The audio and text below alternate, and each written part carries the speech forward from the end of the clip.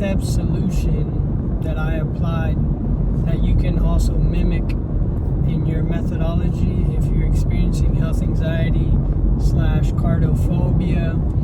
And for me, the biggest realization I had that shifted me from a victim to it, to be able to become a victor over it, was setting small goals and holding myself accountable to those goals. And you can set anything from 1 to 2 goals, super small goals, on a weekly basis or on a bi-weekly basis. And at the end of the week or the bi-weekly period, you can actually measure how well you did on it. If you actually, did what you said you were going to do. And then you can actually say, well, if I want a different result, but I'm doing the same things, how can I actually expect a different result?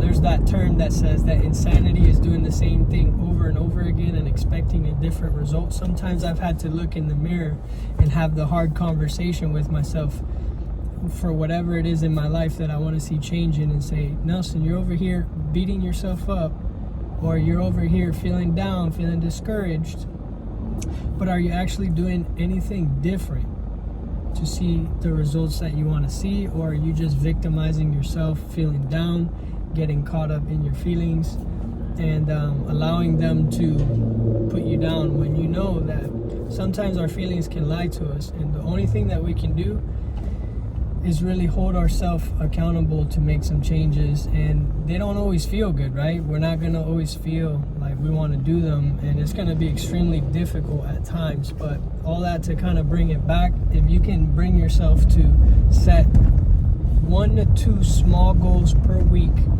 on progress when it comes to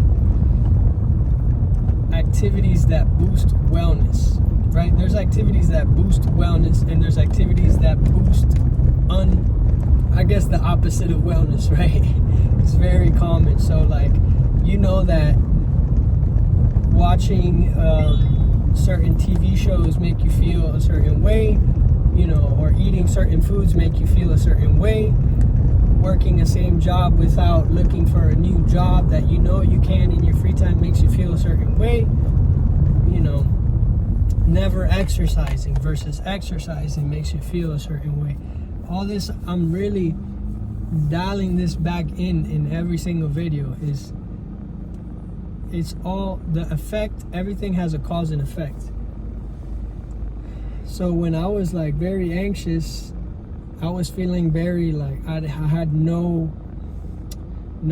path to why I was feeling anxious. I was just anxious, right? Some of you might have gotten anxiety out of nowhere, and you're like, how do I even fight this? Or how do I work against this? And there's really things you can control and things you can't control. So if you set small goals, those are things you can control. Sometimes you won't have the time. Sometimes something comes up and you can't reach it. Guess what? Try again tomorrow. So I would set small exercise goals. If right now at the moment you don't exercise, or it makes you anxious. With cardiophobia, I used to be afraid that my heartbeat would beat too fast, but really that was I had to slowly expose myself back to exercise, and then it helped me feel 10 times better. So you can start with something as simple as gentle exercise, but some exercise. And obviously check with your doctor, if depending on your journey, make sure you're clear to exercise.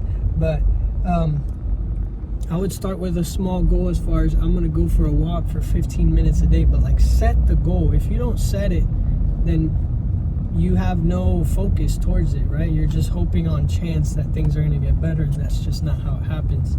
And then set a small goal. I'm going to drink an extra cup of water of what I usually drink, or I'm going to eat one more fruit than what I usually eat, or I'm going to try a different vegetable. It's really that simple. But that doesn't make sense to the brain, right? It doesn't make sense that it's that easy. But if you can start to implement these small goals and hold yourself accountable to these goals, then you're actually making progress. But if you're just hoping that by chance this is going to go away, the anxiety goes away just by default, it's not very productive. You have to start to set small goals that boost your wellness. That could be a spiritual thing. It could be a physical thing with exercise. For me, a spiritual thing is spending 5 minutes in prayer a day. God, I'm going to pray. I'm going to give you thanks. So I'm going to boost gratitude, and then I'm also going to boost my faith by praying to you that there's some things that I need your help with, and I'm gonna exercise my faith that you're gonna help me with those things, and you're gonna provide exactly what I need. Even if it doesn't look like what I want it to look like, I'm gonna trust your plan. And your faith is like a muscle. It's like, it doesn't get big by itself. It gets big by exercising it, just like physical muscles. They don't get big by themselves. You have to actually use it. So I hope this video was a blessing to you. I've been posting more of these, hoping that it's providing value for you guys. Drop a like or a comment, a subscribe. Let me know what's been helping you so far and how I can continue to help you.